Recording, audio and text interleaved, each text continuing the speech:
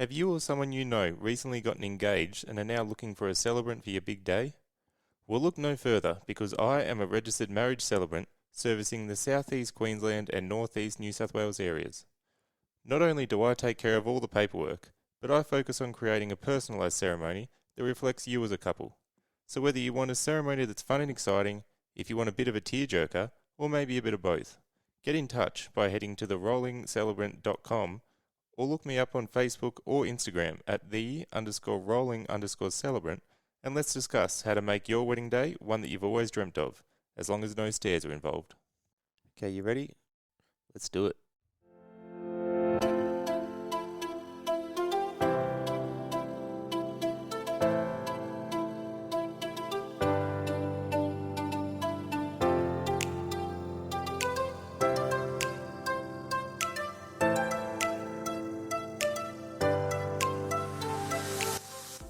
You're listening to Chats from a Chair, with me, Nick Dempsey, coming to you from my wheelchair. I speak with people who have a great story to tell, portraying the human potential, often in the face of adversity. Check out the Instagram page at chatsfromachair_podcast and let me know who you think I should have on and have a chat with. Also, don't forget to hit follow on whatever platform you're listening to this. But for now, sit back and enjoy this episode.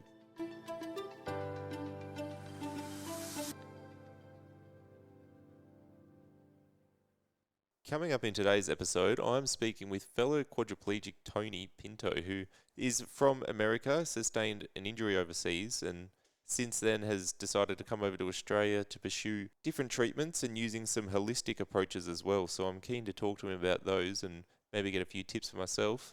Also going to have a chat with him about his decision to engage with a sexual therapist and the way that it's been able to benefit his life both mentally and physically. So stay tuned for all of that and much more with Tony.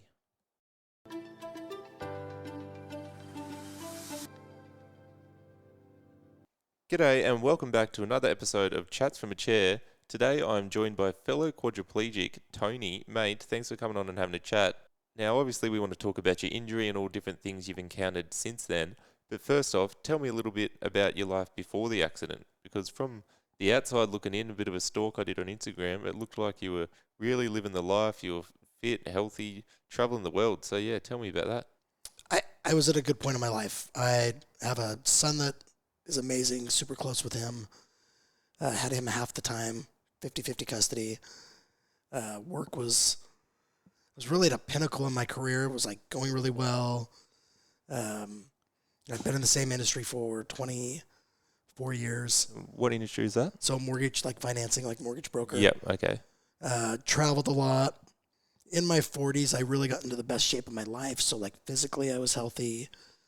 I was just living a good life. Just no complaints at all, None. everything going well? None at all. Yep. Yeah, things were good. Achieving financially, achieving well in your work as well? Yeah, things were really good financially, and like that's where physically, mentally, emotionally, things were just at a high. And then your injury came about. Tell me how you sustained that injury. So I was on vacation with some friends in St. Thomas in Virgin Islands. Right. End of a day at a beach club. Dove in to get the sand and the sweat off. Didn't realize how shallow it was. Hit my head. My legs scorpioned and went over my body. Shit. And immediately didn't feel anything. My guess is that it was probably, 2 feet, 3 feet of water. Yeah, I really misjudged it. Right, yeah. And you remember the whole experience, do you? Yeah, it didn't black out. Yeah. And legs scorpioned over, you felt it in your neck straight away, or do you remember I didn't feel anything. Right. It was weird, like immediately, like no pain. My guess is that was probably some adrenaline, right? And shock. Yeah, of course, yeah. Didn't feel a thing. Right. Everything just went off, like lights out. Did you know straight away then something was wrong? Or I knew immediately. Yeah. I knew immediately I'd hurt my neck. I knew that this wasn't like a small injury. Like everything I felt nothing. Right, straight away everything just disappeared. And were you then obviously had to be pulled from the pool by your mates or? Yeah, so I was in the water. I was very calm, which was weird. Yeah. Conscious the whole time. Like, remember all of it. Again, it was the end of the day at Beach Club. Yeah. My friend goes, Tony, he goes, our Uber's here. It's 7:22. We got to go. And I got up and did a David Hasselhoff, if you know who that is. Yep, I do. You know, had my shirt off, ran into the water, dove in. It was at 7:22 when it happened. I remember all of it. Flipped over, ended up on my back in the water. And when that happened, I went under. I had no control. And so I held my breath, came back up, started yelling to my friend, like, hey, come and get me. Like, I've got a problem, but my diaphragm wasn't working. So, like, I went from my normal voice to, like, help, barely getting it out. Can't get anything out. And so friend came over and cross-eyed at the time, looking down at me. She goes, stop messing around. We got to go. And I kept going under the water. Oh, shit, like bobbing under. They thought I was just kidding. Yeah. Completely thought I was just kidding. Yeah, your mind wouldn't go straight to he's had a spinal cord injury. Yeah. Well, they watched me run in, and they probably were trying to figure out what I was doing. Yeah, of course. So finally, the eyes uncrossed, she realized I was in trouble. And then I just directed my care. I just said, I've hurt my neck. Something's wrong. Guys, pull me out slowly. Keep my neck supported and get me to the sand. Right, so you directed all that from being in that position. Yeah, it's amazing that what your body will do, that fight or flight. You don't really know how you're going to react, but yeah. Well, and even the last time I went under, I didn't know if I was coming up. Yeah, okay. Because what I think happened was when I misjudged the water, it was low tide. Okay. So I think that it kept pulling me out farther every time I went down. So that last time I went down, I went like under. And I didn't feel myself come up. I thought I was going to stay under the water. Yeah, shit. Scary. It was scary. Yeah. Well, you were a water accident too. Yeah, I don't remember any of mine though. So, good. Yeah, I know that's a good thing. I'm pretty happy about that. It's a good thing. Yeah, okay, so you were pulled out and then obviously stabilised, taken back to hospital and ambulance, all that. Yep. And then when you got back there, do you remember what those conversations were? Did you get given an initial prognosis? It was actually very positive. Right. Other than I was in the Caribbean, so healthcare is not the same, right? Cool.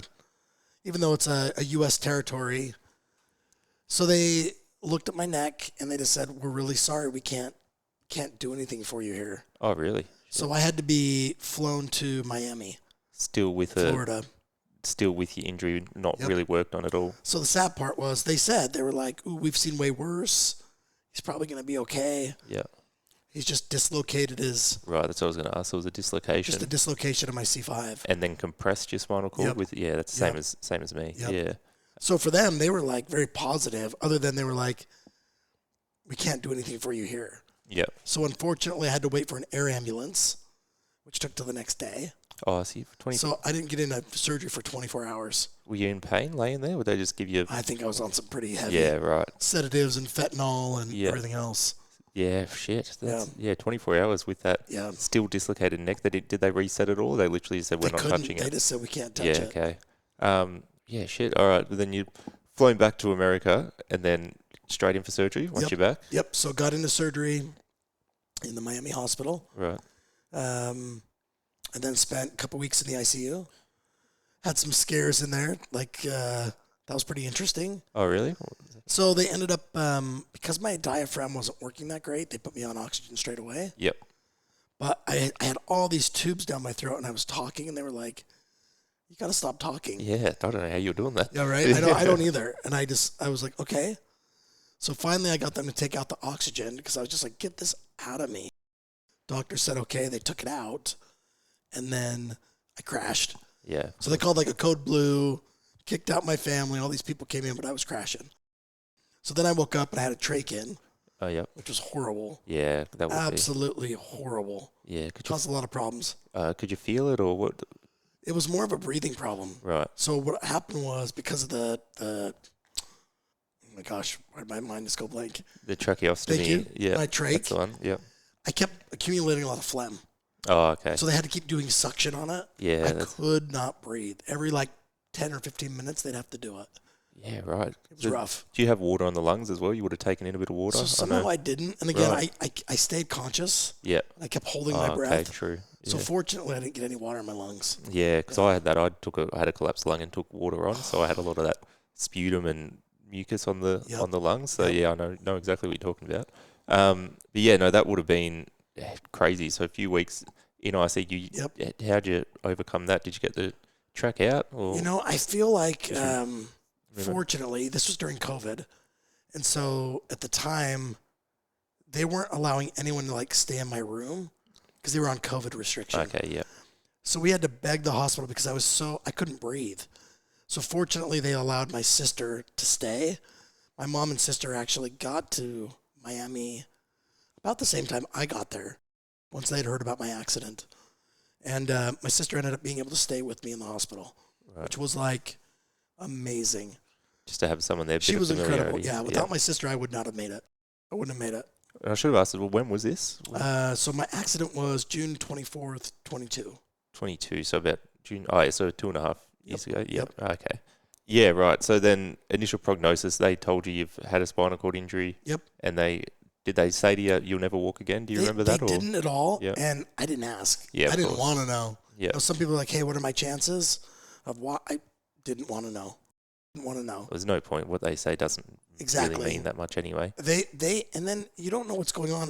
When you're in that situation, what you're used to hearing is, I've broken my neck, and that's where you think that's like the worst thing that could happen. And I didn't break anything, so I'm like, oh, I'm going to be fine. Yeah, okay. Just a little dislocation, no worries, yeah, right? It'll heal up quick. Yeah, and so I didn't ask. I just kind of kept plowing through, and I'm a really big believer in positive thoughts and manifestation, even though I hate that word, but I really think that our thoughts, are pretty powerful. And again, I was living the life, and I created that. I didn't come from money.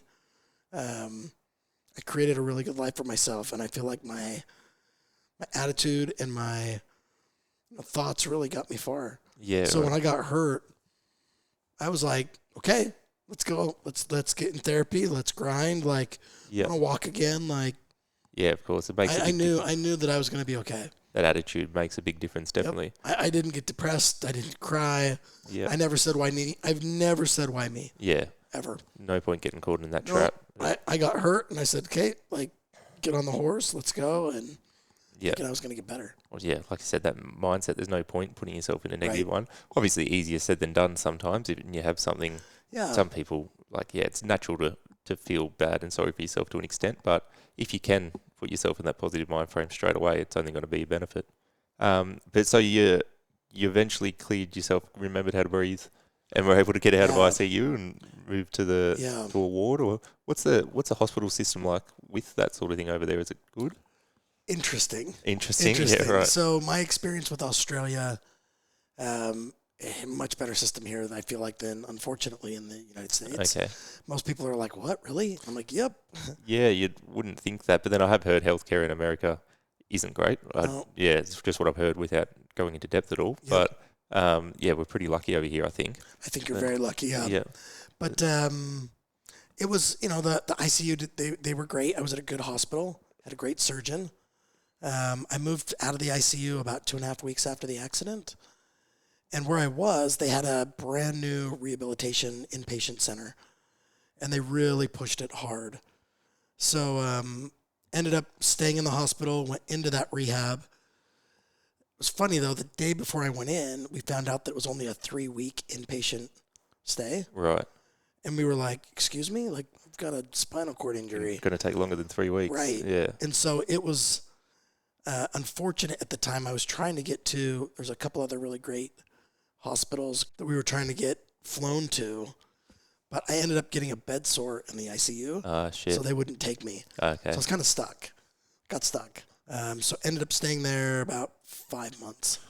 Oh, great. They let you stay for longer than... Yeah, because of the bed sore and I had some complications, they had no choice. Yeah, okay. Yeah, I know you said you were pretty positive at the start, but straight away there was no negative headspace at all? I don't know how. Yeah. I really had no negative thoughts. I never had a breakdown. Honestly, it was just getting to the next day and trying to get stronger, stronger. You set your mind to task straight away. Yeah, and then I think just trying to figure out, like, the reality of the situation. But no, I never had any, like, why me or breakdowns. I think, from what it sounds like as well, having that good support around you with your sister and that sort of thing, and your family, I imagine that would have helped a lot, having that support. It was insane. So they My mom and my sister packed suitcases when they found out about my accident, flew to Miami. They did not leave until I left. Yeah. They stayed for 5 months in Miami. Like every single day at the hospital.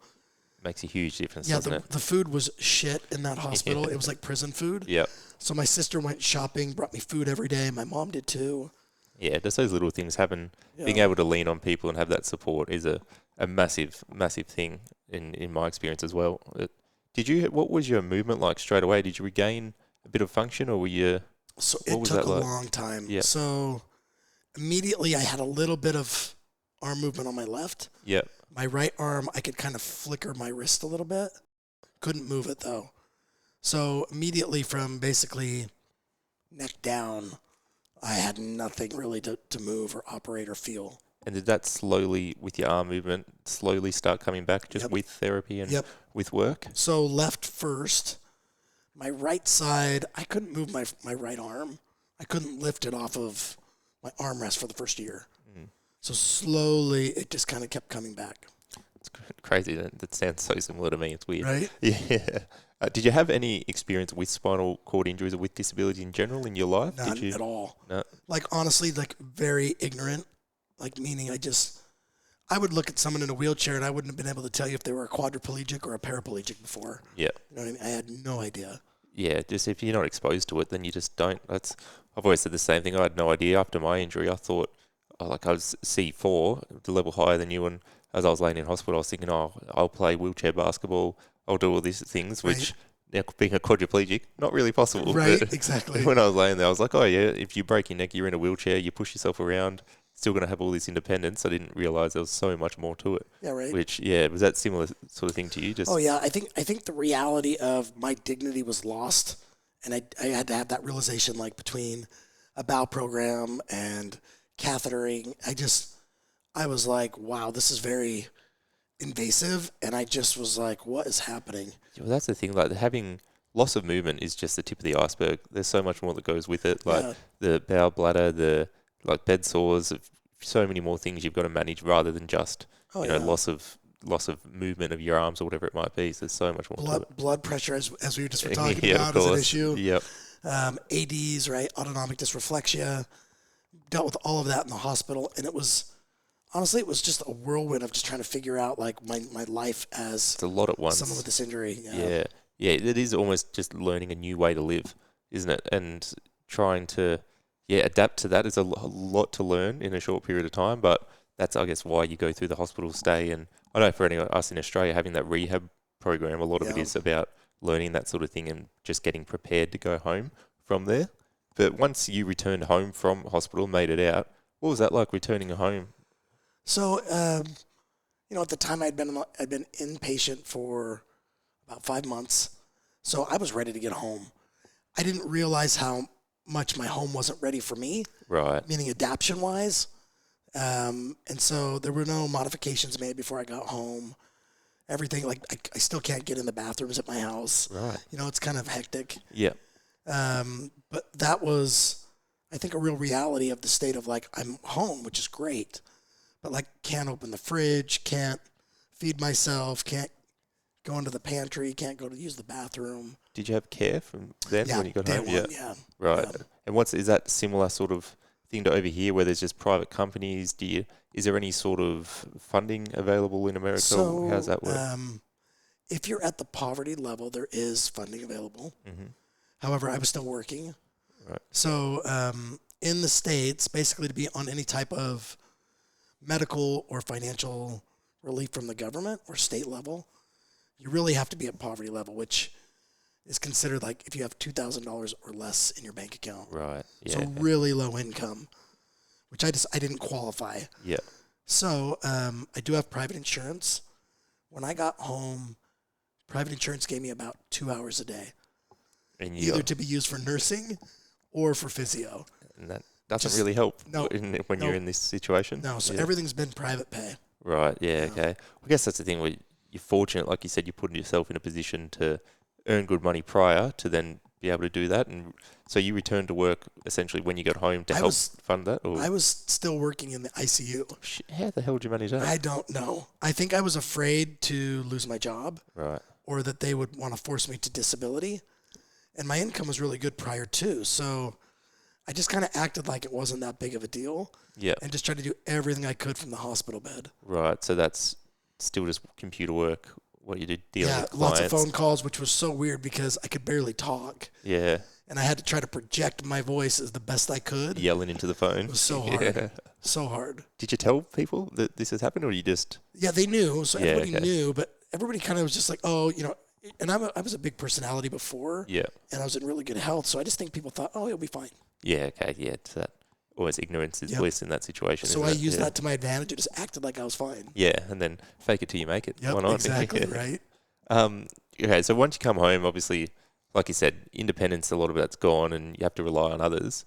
How did that change relationships with close ones? Did you notice a shift, or how'd that go? So, I think a lot of it, I think I had a hard time being around people. Yeah, more so than other people wanting to be around me. Yeah, definitely. I didn't like the way that I looked. I didn't like the way I felt. And I just thought in the beginning, I'm going to wait till I get into a manual wheelchair or standing or taking steps. And then I can reacclimate to my life. Yeah. So I ended up really kind of being a recluse a little bit. Just staying to my own. Isolating yourself a bit. Yeah. So, of course, over time, friends slowly stopped calling as much, things like that.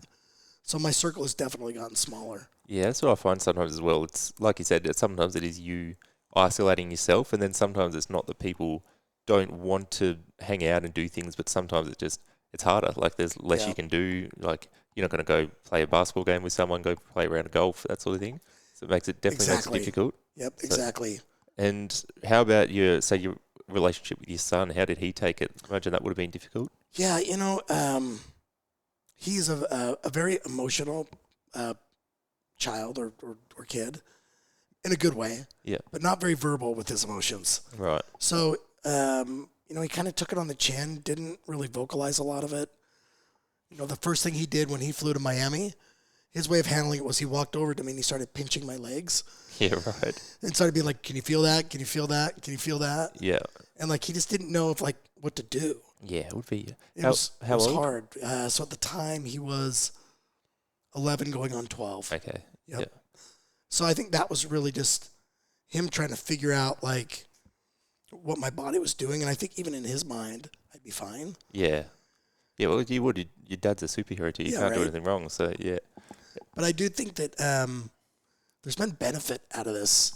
It's allowed me to slow down. It's allowed me to be way more present with him. Yeah. Where before it was like I was always with him, but I'd be on the phone or working or of course not involved in really paying attention to him. Gives you that bit more perspective of what's really important, and like you said, gives you that time to slow down. Yep. But did you have a conversation with him and say, like, this is what's happened, this is now my situation, or did it? No, wasn't like a direct conversation? I'm sure that his mother, we're not together anymore. Right. I'm sure they probably have those conversations. With me, it's been more about focusing on when I get better, at least for the first 2 years, even now. Yeah. I mean, he's very aware of why I'm in Australia and therapy and still kind of trying to get better. Yeah, okay. Perfect segue, because I was going to ask you, coming to Australia, you decided obviously to make the move. What brought that on? So I went down the rabbit hole right after my accident of looking into what options were available for any type of therapies or regenerative medicine. And I stumbled across, probably 7 or 8 months after my accident, I stumbled on an old media news outlet of Perry Cross. Yep. From 6 years ago, talking about using cells from the nose to implant into the spinal cord. And I was just like, they're doing what in Australia? Yeah. But it kind of resonated with me. I was looking at other types of stem cells, things like that in the world, because the U.S. is a little bit behind some of the other places. Okay. But there wasn't anything that I saw that was really curing or fixing or giving anybody more mobility from just doing stem cells, intravenously or whatever. So Perry's video just resonated with me, and I just kept thinking about it over and over the course of, the last year and a half. And then about 8 months ago, like just hit me like at night that I was just like, I need to be there. Need to get Get there. That I wanted to be around a community that is putting into spinal cord injury.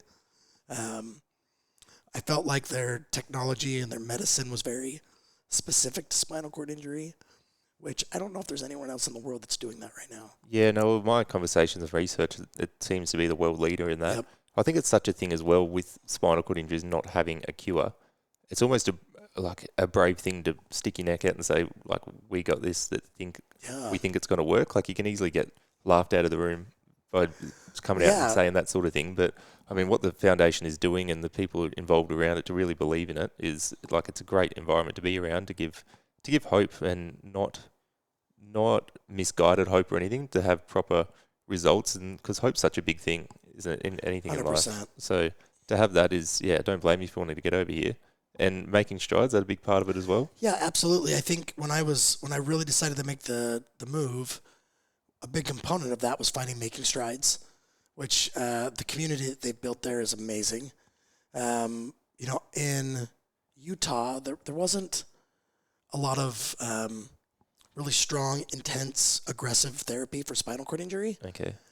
Very clinical, meaning like they don't want to like stand you. They don't want to really aggressively move your body. Yeah, right. And so when I saw Strides and what they were doing there, I was very impressed and just wanted to get here. Yeah, get around that. Like you said, it's such a community that I'm actually hoping to get Jenny and Jim on the podcast, so that'll be good. Yeah, that would be good. The founders and owners of Making Strides.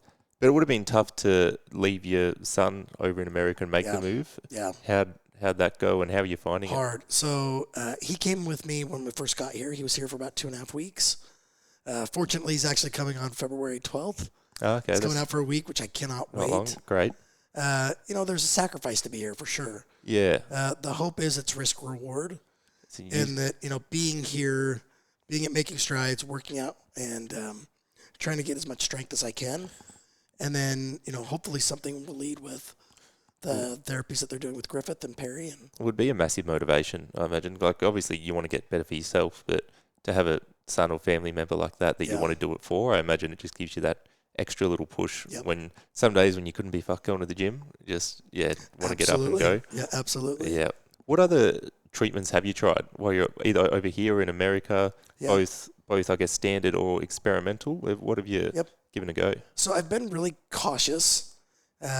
Most clinical trials, which are the advanced therapies for spinal cord injury right now, there's a lot of exclusion criteria.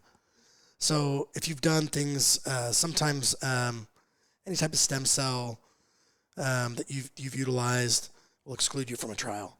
Right. Another thing that I looked into in the States was nerve and tendon transfers. Oh, yeah. Which are becoming really a little bit more popular, especially in the States. Yeah. We're a little bit behind the rest of the world with that. Yeah, I've had a bit of that done. Yeah. But I thought that would exclude me, so I waited with those as well. Right, yep.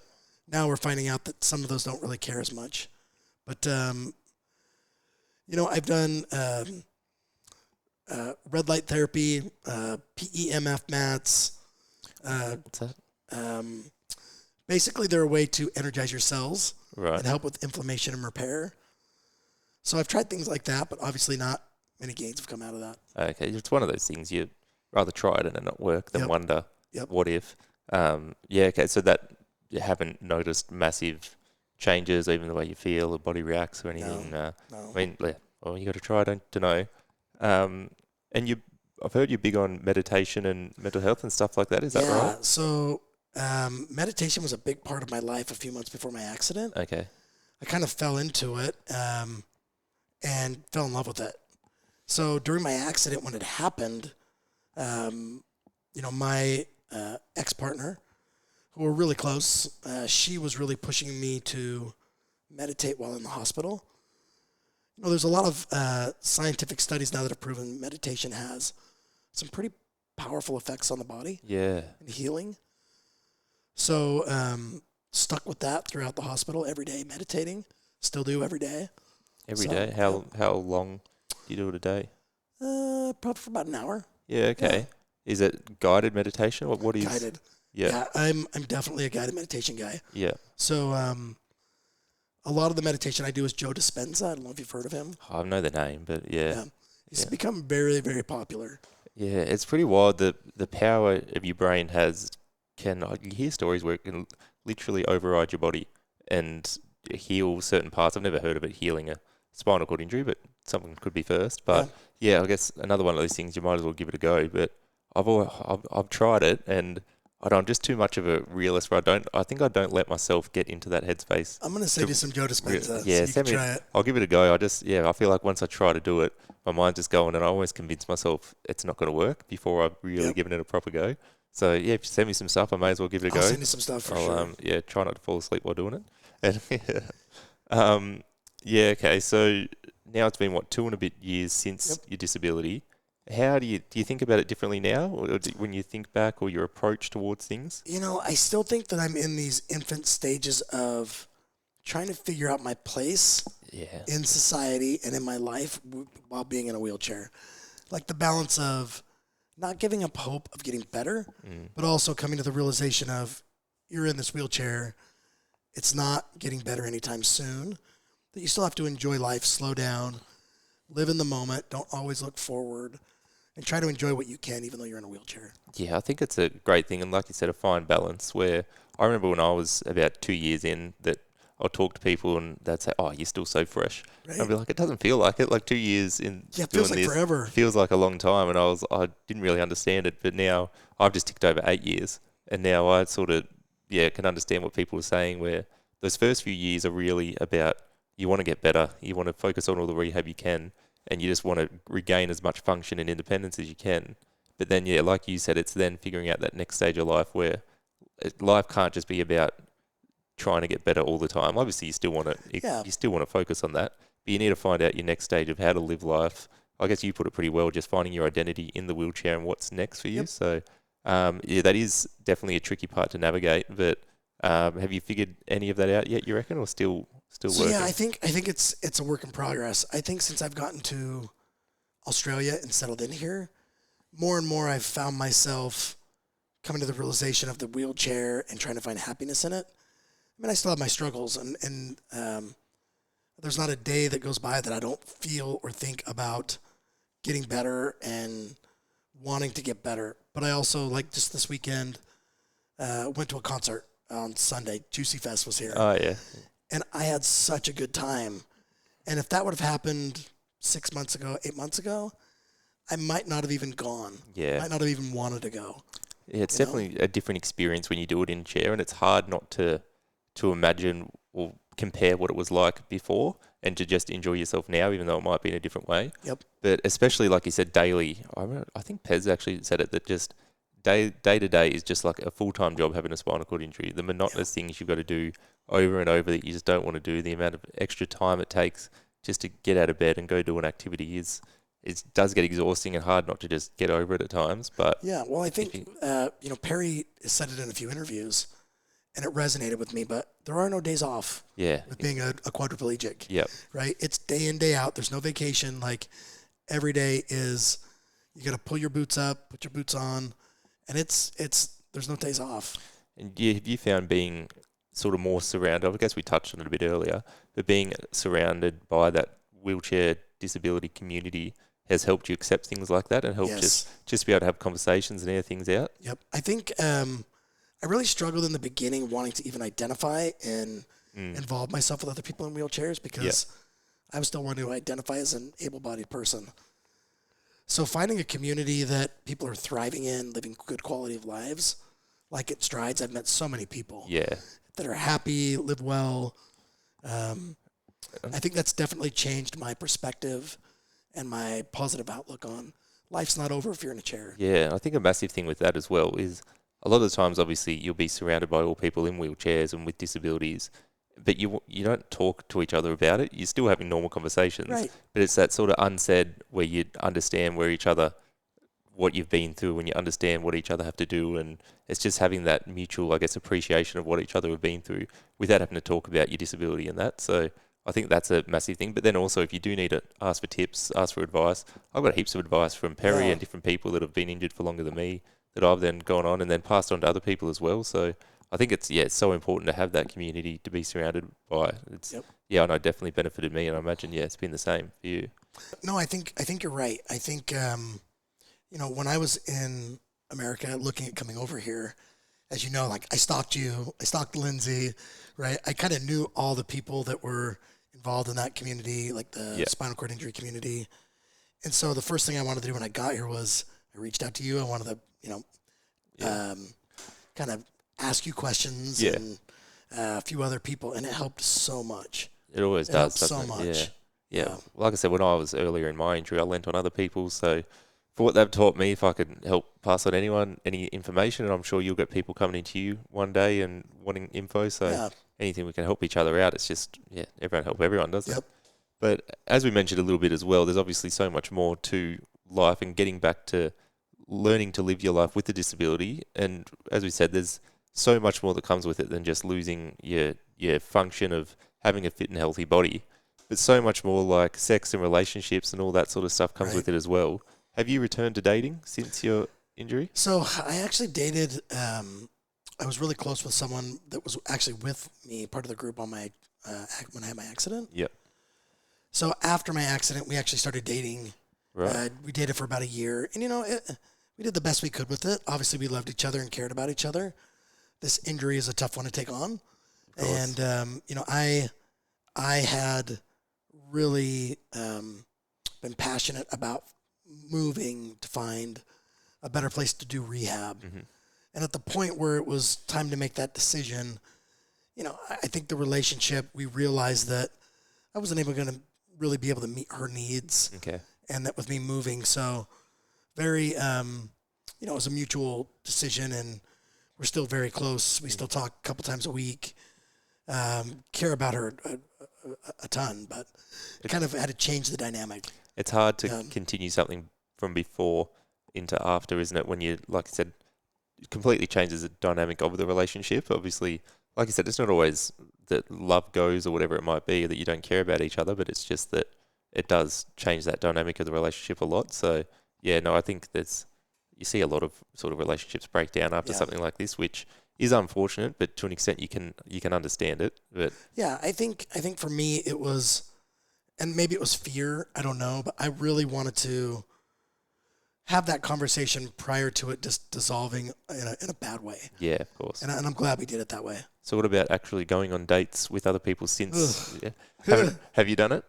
So I guess you could consider dating, but I definitely, as you know, I have explored some sexual engagement, let's call it. Yeah, because I was going to ask, but you seeked out a sexual therapist? Is that to start with? That's start from the start. How'd that process go? Yeah, so Jenny, one of the owners of Making Strides, she talked to me about it, and I was like, Jenny, that's not where my head's at. And she really was like, why is it not where your head's at? No pun intended. Yeah. And so I, let it kind of sit for a minute, and then I said, why not? Let's go for it. About just engaging a sexual therapist? I know my body's not working the same. My focus has been on independence and strength and trying to move the needle with that. Yeah. Unfortunately, sex has been like the last thing on my mind. There's been other things that are the priority. Yeah, of course. So I just didn't even think about it. And then when she brought it up, it took me a minute. I thought through it, and then I was like, you know what? Screw it. Let's go for it. So met with the psychosexual therapist a few times. Process was great. She was incredible. And then made me realize, explore this, that doesn't mean that it has to be over. Might mean that it's different. Yeah, of course. But that there still can be intimacy. You can still have an intimate experience and connection with somebody, even though it's different than it was when your body was, healthy. Yeah, of course. Yeah, and then so you had a meeting with her. She just spoke to you about that. Yep. And you went, righto, let's give it a go. Yep. So we ended up, going through a selection process of, she works with a lot of sex workers. So that process was really fun. We got to kind of pick it out. It was like going to Baskin Robbins. Of course. Right? 32 flavors. A bit of window shopping. Yeah, totally. Yeah. Which was really fun and cool. Yeah. Narrowed it down from there. You say then take all 32? Yeah. Right? Totally. Yeah. But got really lucky. The person that I first met with, like I've stuck with, we've met 3 times. Yep. 2 times, excuse me. And it's been really good. She's been amazing. So probably stick with that and just keep exploring. So she put you in touch with this sexual worker. Yep. And then did you have a phone call, meet beforehand, or was the first time just came over? No, so what was cool was, so her name's Bridie. Yep. So let's say Bridie, but she arranged everything. So she let this person know my condition, what my goals were, what my expectations were, and very accommodating. She was incredible. She's been incredible. Because I mean, some people think of sex as just a physical feeling to make you feel good and reach a climax, I guess. But obviously there's so much more to it, like you said, like an intimacy feeling. It's a natural sort of thing to crave in life as well. So getting that experience again, what was that like for you? You know, I was worried, and I was very insecure. Very quickly, she made me feel very comfortable.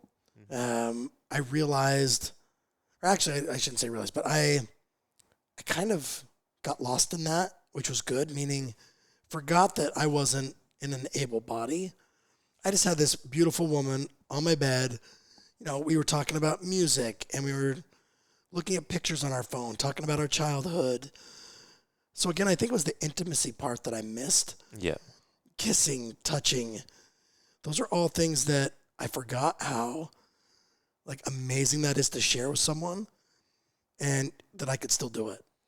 Like I said, yeah, it's a pretty natural thing to want to crave someone like a human connection in whichever way it might be. So Yep. has that given you more confidence now to want to get back out and into the dating world, or? I think for me, it's still tough. Yeah.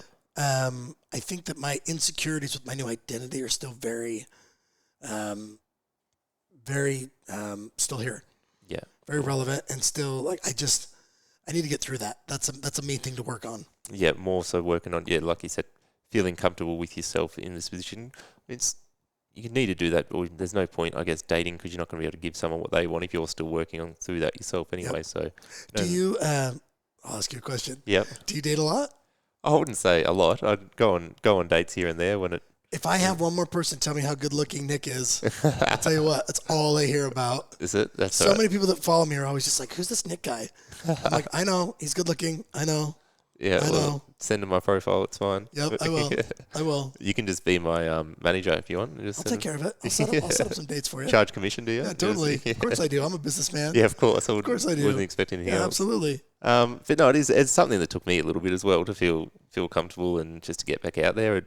I always say if people ask me about it, that before your injury, you're not going to be everyone's cup of tea anyway. It's going to be you're going to get along with people and not get along with others. So although the pool may be smaller following an injury like this, and people that are going to be accepting of it and willing to work with it, that I always think, like I said a few times, it's a natural thing to want date and connection and that sort of thing. So yeah.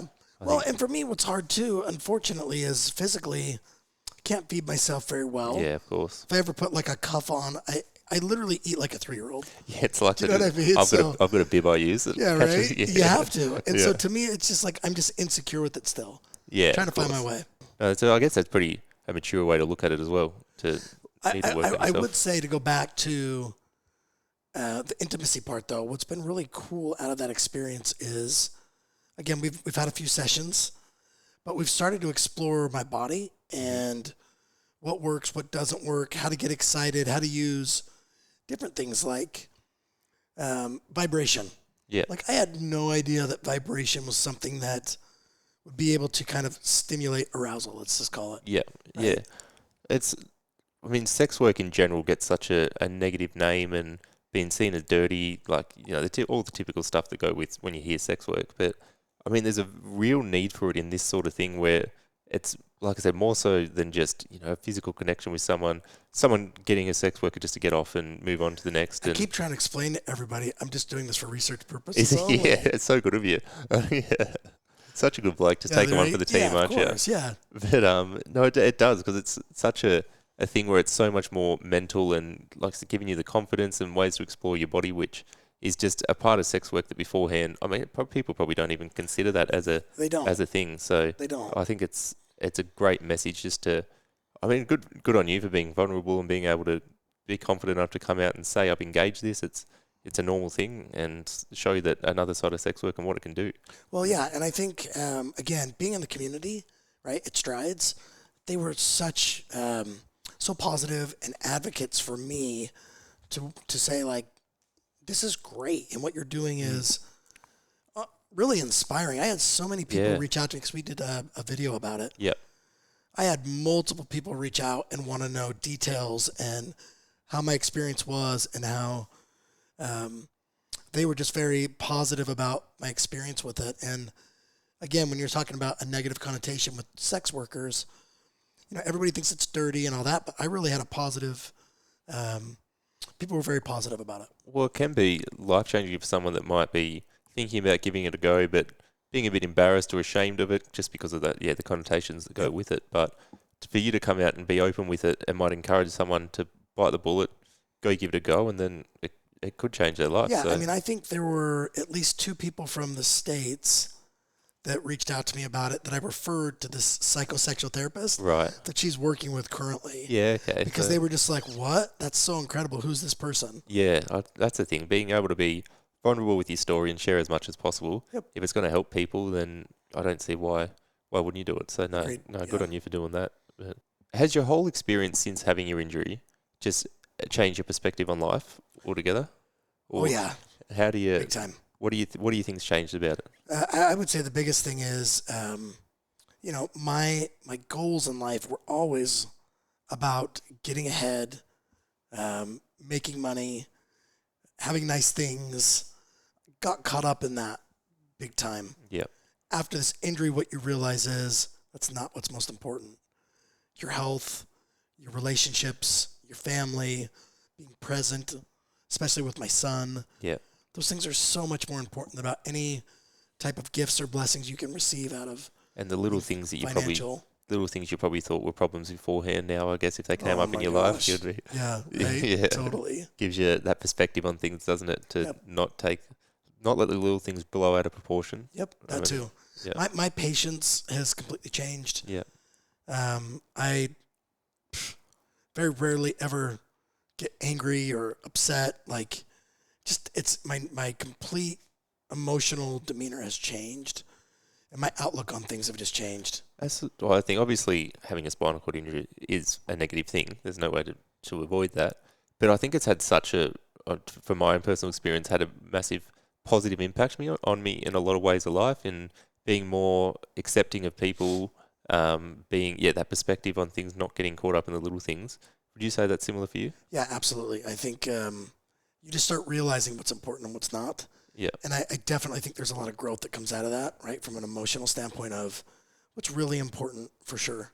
Do you think your son as well, now having a disability within the family, and do you think he'll then grow up to be more accepting of others as well? I hope so. I mean, he treats me the exact same. Yeah. You know, last weekend it was rad because he calls me a homie. Of course. All of his friends call me the homie. Yeah. And they think that I am like the coolest dad, which I don't know why. Yeah. I'm pretty easygoing, and I was when I was home. Yeah. Even after my injury, like the kids love staying at my house. Like they used to call my house like Uncle Tony's clubhouse. Of course. Yeah. Because I became very chill. Yep. So yeah, I think from his perspective, I'm a much better dad from the injury than I was prior. Like you said, even though you might be further from him now, you concentrate on that relationship and build it on a deeper level. Every day we talk. Yeah.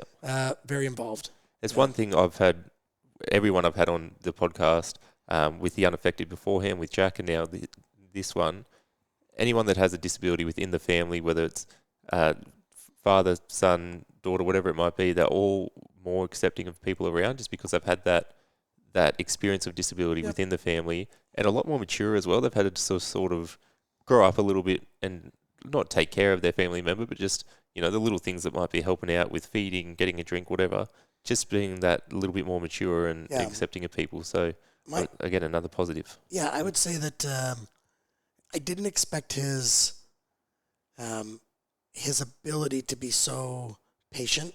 Yeah. with my situation, if we were hanging out, if I need him to help feed me, he does it. If I need him to help grab me things, he does it.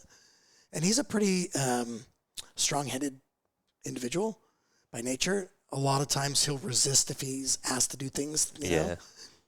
But when I've needed things, he has been a champion. It's been great. Yeah, that's awesome to have that. Like, again, it comes back to that support, but for him to just move on and do those things is, that's awesome. Yep. But, what about any advice for someone that might have just had an injury, similar level to yourself, or going through similar experiences? Any advice for anyone out there? I think off the bat, be kind to yourself. Yep. Everyone's going to react differently, and a spinal cord injury it's a catastrophic injury where it is a huge life-changing situation. And I think having hope, at the same time being realistic, and learning how to, like I said, enjoy the day-to-day. Don't always look forward to regenerative medicine or getting better, or if I could just walk again. Yeah. Really try to enjoy what you still have, because just like it could be better, it could always be worse. Yeah, definitely. It can always be worse. I think that able-bodied people can take that massively as well, of they're not always looking forward and trying to, obviously you've got to have an eye to the future, but just to live in the moment, be a bit more present, because you don't know what's going to happen to you. Exactly. Like you and I both never thought this was going to be us. Right. So just to live in the moment a bit more, be appreciative of what you have, and just live life. Yeah, I think if everyone could live as a spinal cord injury individual for a good 6 months, I think that it would be the most amazing blessing that you could receive, because you realize the value of, things that are not necessarily tied to monetary. Yeah. And unfortunately, this day and age, we're all trying to get ahead. We all want to, keep up with the Joneses. Yep. We all want the nice things and the cars. And I think that when you have a spinal cord injury, you realize what you should appreciate in your life. Things you took for granted beforehand 100%. a little bit. Yep. No, I think that's a great message. Like I said, able-bodied people that might be in a similar position, whatever it might be, I think there's a lot you can take from a lot of what you had to say. So thanks heaps for coming on, sharing your story. Like I said, being vulnerable, being able to share like more intimate details and things that I think, will help a lot of people moving forward. So thanks heaps, mate, for coming on. Yeah, of course. Thanks for having me. Good to have you in Australia, and stick around for a bit. Thanks. Appreciate it. Thanks, mate. Okay, thanks.